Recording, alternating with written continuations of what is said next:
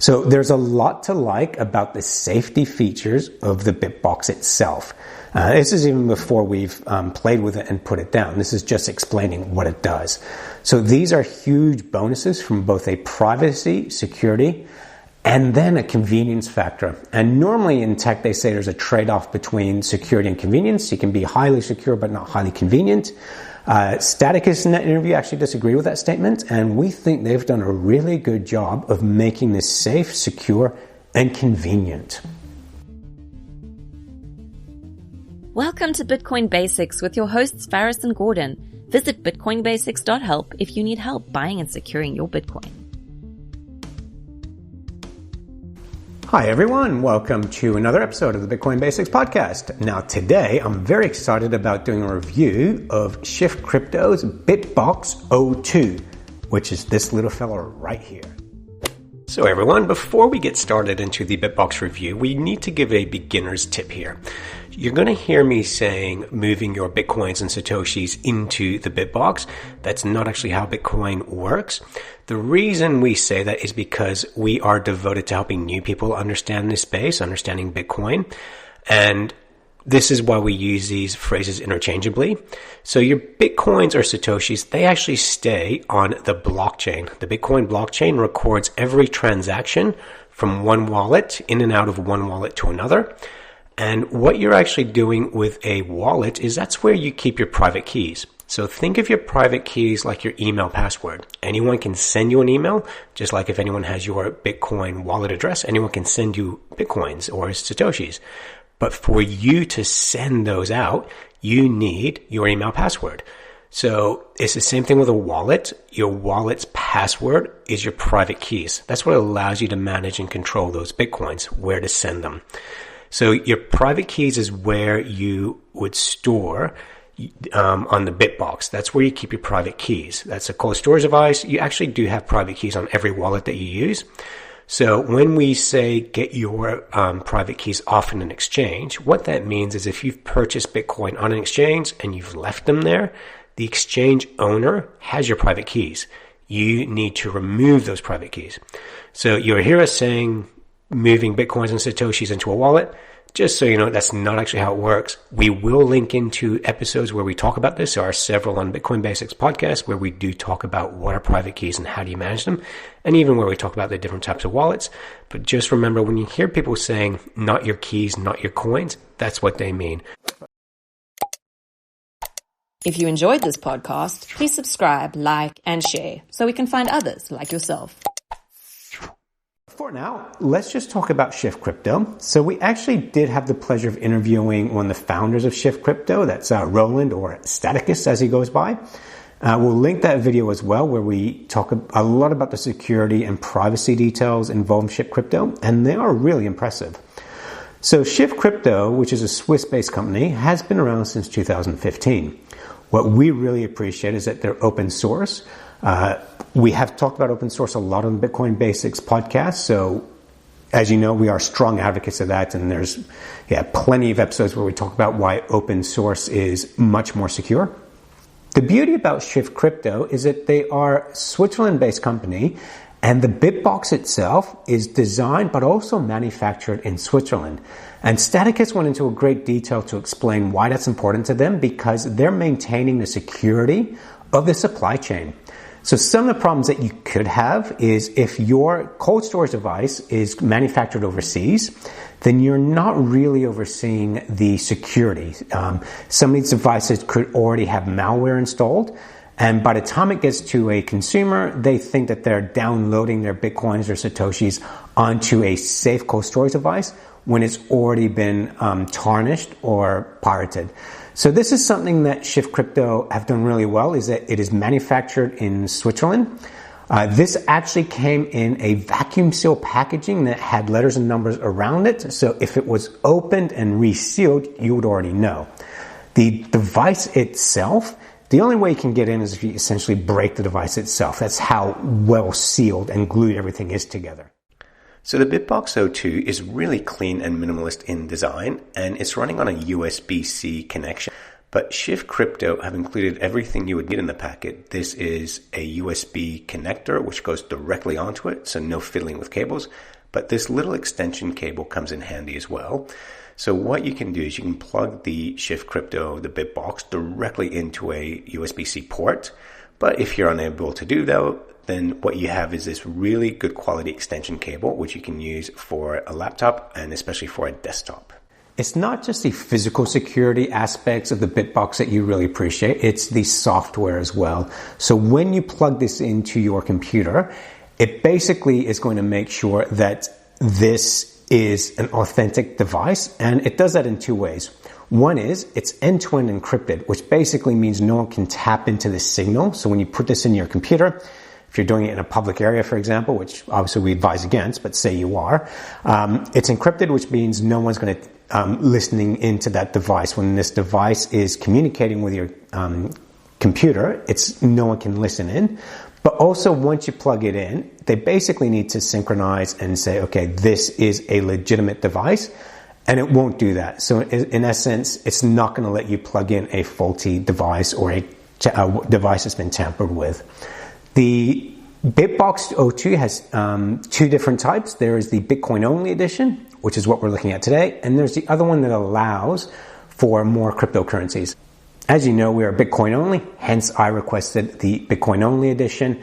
The argument there is that it has a less of an attack surface. So if you are running a cold storage device where it can have many other tokens or cryptocurrencies, then potentially you're opening yourself up to other vulnerabilities. Whereas with Bitcoin, it's just Bitcoin. So a feature I really appreciate about the BitBox, which no one else is doing, is it comes with a micro SD backup card. Now, if you have run a cold storage device in the past, you will be aware that what you have to do is you have to have a 24 seed backup phrase. So what this means is that if you lose a cold storage device, you can buy another one, put in those 24 seeds, and it will regenerate your wallet. It does the same thing with mobile wallets, desktop wallets, is those 24 seeds are even more valuable than the wallet itself, because lose a wallet, that's okay. You can back it up with those seeds. So anyone involved in Bitcoin will know keeping your seed phrases is the most stressful part. How do you keep them? Piece of paper, it can get damaged, it can get burnt, it can lose. You don't keep them in the same place as your BitBox. You don't travel with them maybe. So keeping your seed phrases backed up is actually very, very stressful. How do you do it, and who do you trust? This is where a lot of people spend the most of the time considering when it comes to how do I keep my Bitcoin safe?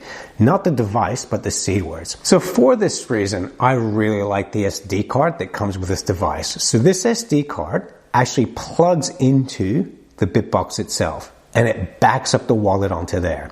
So you only need to do this the first time, and then you can take the SD card out and you keep this in a separate place.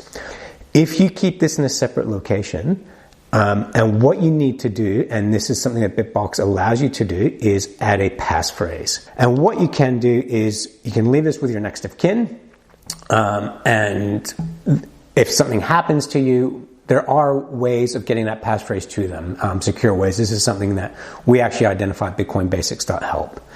So there's a lot to like about the safety features of the BitBox itself. This is even before we've played with it and put it down. This is just explaining what it does. So these are huge bonuses from both a privacy, security, and then a convenience factor. And normally in tech, they say there's a trade-off between security and convenience. You can be highly secure but not highly convenient. Staticus in that interview actually disagree with that statement, and we think they've done a really good job of making this safe, secure, and convenient. So that is an awesome security feature, and not just for legacy planning for your Bitcoin, for estate planning, but one for traveling. So when you think about it, more governments are becoming aware of Bitcoin and the fact that it's decentralized. If you've traveled recently, you will have to declare if you have $10,000 or less on you. Sorry, everyone, that's obviously $10,000 or more. Which you can't really do with Bitcoin because technically it's not on you. But I think governments are starting to realize, okay, this whole Bitcoin thing, it is a way of moving capital across borders. How do we control it? So if you have a cold storage device, if you have a Bitcoin wallet on your phone, and some governments are now checking your phones on entry, they'll might be aware that, hey, you have a cold storage device, you have a Bitcoin wallet. Whereas this thing, it just looks like an SD card where it plugs into a phone or a GoPro, and all they'll think, oh, it's an SD card with, it's blank or it's got videos and photos on it. So as far as traveling with your cold storage device, this to me is a really brilliant idea. And again, have the passphrase, because only you know the passphrase and only you can access it when you're traveling. So end-to-end travel, I think this is a really, really good solution. So when it comes to using the BitBox itself, different to other cold storage devices, it doesn't have actual buttons, but you tap and even slide on the edges of the BitBox itself. So as you can see here, you can put in your password this way, and it is actually quite sensitive and does pick up your fingers quite well. Actually, the only criticism I would make is the first time I was doing this, I was unaware that I'd already put in a password. And when I tried it again, it said the passwords didn't match. So you do want to pay attention to this because, you can, because of its sensitivity, you just want to make sure you didn't do an incorrect digit. And then if you hold the edges, corners together like that, when those two triangles come together, that basically is like an enter. And this is the handy thing as well with Shift Crypto, is they've included everything you need in the packet. So the cable that comes with it, if you're charging your laptop, or even if you're using a desktop, this little cable is really handy and just plugs in, and the BitBox just picks everything up right away. So quite a good quality cable compared to other ones I've had to use. And yeah, very, very handy to have. Alright guys, for the next part of this video, we are going to go through the setup and installation of your BitBox. For those of you who will know your way around this, you probably don't need to see that, so I'm going to give you a review, the highlights of what I like about the BitBox. So the number one thing I really do appreciate, obviously, is the security. That's the hardware security and the open source that we talked about. The backup options. This was the SD card. I really appreciate. The large screen on the BitBox itself, that's really, really cool. That's something I really did like. And the connection options, and I'll talk about this a bit more later. The other thing is the price. So I'll talk about price compared to other similar products on the market. So to be honest, it was difficult to come up with some cons what I didn't like. Originally it was I'd mentioned the touchpad sensitivity. I think that was just me not paying attention when I first took it out of the box, playing around with it. It seems to be responsive, but not overly sensitive, as I mentioned. But maybe just keep an eye on that. The only really criticism I have here, guys, is the paraphernalia. So as you saw, I have the 21M hat there. It did come with some stickers and stuff. And obviously, anyone in this space, you don't want to promote the fact that you own Bitcoin or you're into Bitcoin. It just opens you up to a $5 wrench attack. So I am struggling to find some cons. Thanks for the paraphernalia, guys. Obviously, I'm not going to use it. So as far as how does this compare to other products in the market? So it is a bit different. So because no one is using the SD card, the closest one on the market would be the Ledger Nano X. So the BitBox O2 is 139 euros, which is almost at parity with the US dollar now. Plus shipping, and shipping is a different price to other places. And this is something where I want to give Shift Crypto a lot of credibility for, because this thing arrived very quickly. I am still waiting for a review from Foundation's Passport. That was meant to come to me 2 or 3 months ago. I'm still waiting for that to arrive. So Shift Crypto getting this to us so quickly to review for them is really speaks volumes in this current environment. So the Ledger Nano X is $149 plus taxes. They include shipping, but you have to pay taxes on top of that. Look, there are a lot of differences between the two. So the Ledger Nano X is Bluetooth. We have not reviewed Bluetooth. I don't know how secure that is, so I can't comment on it. The Nanos have quite a small screen. They've got the press buttons, and issues I've had with the Ledgers is the cables. So I love the fact that the BitBox comes with these different connections, and they're so solid, like they just click into place. I've had too many times where I'm trying to help a customer move their private keys into a ledger, and the cable just is not picking it up. So you open Ledger Live, the application, and it's just not reading the Ledger device. So my customers have to go out and buy another cable, find another cable, and what should have been an hour ends up being a lot more than that, and it's quite frustrating fiddly for that. So maybe with the Bluetooth they've fixed that. I don't know. I can't comment on that. Haven't played with the latest Ledger.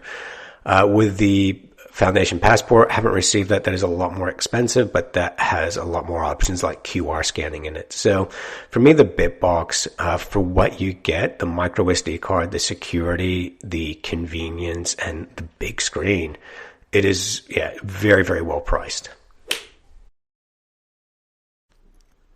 So first thing to do when you get your BitBox is you're going to go to shiftcrypto.ch/start, and this address is already on the packaging, and that's going to allow you to download the Shift Crypto BitBox app directly onto whichever operating system that you are running. So once it's downloaded, you're going to get the welcome message pop up, and at this stage you will actually plug in your BitBox into your computer, and it's going to ask you to verify this pairing code. So this code pops up on the BitBox itself. And we mentioned this before. This is confirming that the BitBox is genuine. And if that code confirms, then this is where you click on the two sides, bringing those two arrows together we showed you earlier. And this will launch your device in the app. And this gives you the options of creating a new wallet or restoring an old one. This is where we mentioned before, you can restore from the 24 seeds, or you can actually restore from an SD card. And here we have the message to make sure your SD card is in, because we're creating a new one. You want to have the SD card in there, and you just give this BitBox a name, and then off we go. We're starting a whole new device. So I'm just going to call this one after the show Bitcoin Basics, and what we're going to do is create this wallet. And this is going to confirm the name on the cold storage device itself. On the BitBox, it pops up on the screen. Is this the name that you're calling it? And we're going to confirm that. And it's going to ask us to set a password. So this password here is to open the device. So every time we plug it in, it's going to ask for this password. So just keep in mind the password is to unlock the BitBox. It's actually different to a passphrase. So the passphrase, which applies to each wallet, and you can actually have a different passphrase for every wallet. So this is to unlock your BitBox, which every time you plug it into your computer and you launch the Shift Crypto app, this password is something you'll need to remember every time. So now we're going to set it up so you can actually receive some Bitcoins, and just click on the left side there. We're going to go down to Bitcoin. That opens your Bitcoin wallet, because remember, this is a Bitcoin only edition, and you're going to click on receive. Now, before we do that, we actually do want to set up a passphrase. We'll show you how to do that. So not every wallet requires a passphrase. A passphrase is that extra level of protection, and it's one that basically hides your wallet, and you need the passphrase to open it up. So when you do click on the BitBox, you put it in, it will ask you for a passphrase. You add that passphrase in. If you don't, it's just not going to reveal that wallet. So you can actually go to the BitBox help page, and that will explain how a passphrase works and what you need to do with it. Now that we've figured out how to use a passphrase, we are going to go into Manage Device. And we are going to select Manage Backups, because we want to back this up onto the SD card. And we get this message, check your device. So we've got to confirm that the SD card is in. And if you haven't put it in, this is where you put that SD card in your device. So once you put your SD card in, it's going to ask you to verify to check your device. So you click on that, and you just make sure that these numbers and letters correspond with what's on the device itself. And this is where you slide your finger or thumb across the device, and it's going to show you what's on screen. It should show you what's on screen. So you just make sure that that's all good, and you press OK if it is. So one thing that you can actually do here with the BitBox is you can still show the recovery words. So this is the 24 seed recovery words that you have. And this, even though we're backed up on the SD card, you can still reveal the 24 words. I'm not going to do it here. But what this does is it actually then shows you the 24 backup words that you need for the BitBox. You would obviously write these down and keep them somewhere safe. But keep in mind, if anyone gets these 24 words and they know what they are, they know that they're related to a Bitcoin wallet, they can then basically have access to all your Bitcoins on this device. So now that we've done that, we're actually going to enable passphrase. And this is really good because it goes through the explanation of what is a passphrase and what does it do. And keep in mind, this is different to the password that unlocks your device. And a passphrase is something that you can add to separate wallets. So every different wallet, you have the option of setting up a passphrase. You can use the same one and you can use a different one. Why would you do that? Well, let's just say someone gains access to your device and there's a $5 wrench attack, which basically means they're demanding your password and passphrase. You can give them one passphrase, which will open up the device, but only show the wallet with a small amount of Satoshis on there. So you might have, say, 2 Bitcoins on one wallet, but only 0.01 Bitcoins on another. And you need the second passphrase to open up the wallet with the larger amount of Bitcoin. So that's really handy. And like again, $5 wrench attack is something that is rare, unlikely to happen, but I do simply like the feature that this is something that Bitbox has thought about and has planned for. All right, so once you've read everything, you're going to check, and it's going to ask you to confirm on the device. So on the device itself, it's actually going to show the passphrase, not in asterisks, but actually spell out the passphrase to make sure you've got it right. And it does this every time you open it because it's confirming that you have typed it in correctly. And this is, again, a really, really cool feature. So when confirming on the device, it's where you bring the 2 fingers together on either side, and that you'll then see once you've done that is the password has been enabled for that wallet. We're going to go into the features again, the settings, because there's something else that I like to do. So if we just go into settings, and here you'll see you've got the different currencies that you can select. And another one that I like to change is this is custom fees. So enable custom fees is off. The reason you do that is because you can actually manage how fast or slow you want your Bitcoins to be transacted. So if you need them in a hurry, you can select a higher fee. If there's no rush, you can select a lower fee for how fast you want your Bitcoins moved across the network. And then you can choose which currencies you want displayed in. So this is just on the Bitbox itself. When it's going to show your portfolio, it's going to just reveal what currency that Bitcoins against: Euro, Swiss, US, Australian. There's quite a few in there, and you just select which ones, and you can have multiple ones. Now that I've enabled passphrase, I need to open a new wallet. So I'm going to go add account, and I'm going to go PP, which means passphrase on this one, because not every account has a passphrase, and I just enabled it. So we're going to add the account, and it is obviously a Bitcoin account. And what we're going to do now, and I like this alert comes up. This is actually telling me that the SD card is in the device and that I should keep it separate. So it's handy that that pops up in case you forget the SD card's in there. So we are now going to receive. And I'm going to click on this address here. So what you do is, this is another handy feature, is this will show up on the device itself. So it's just confirming that what is on the screen is also on the device.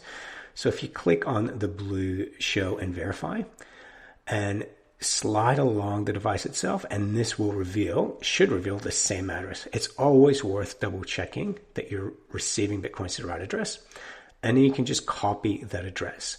And that's the address you're going to be sending to your Bitbox. And if you need help shown on how to move your Bitcoins from an exchange to a cold storage device, we have done this on other videos. We will link to that.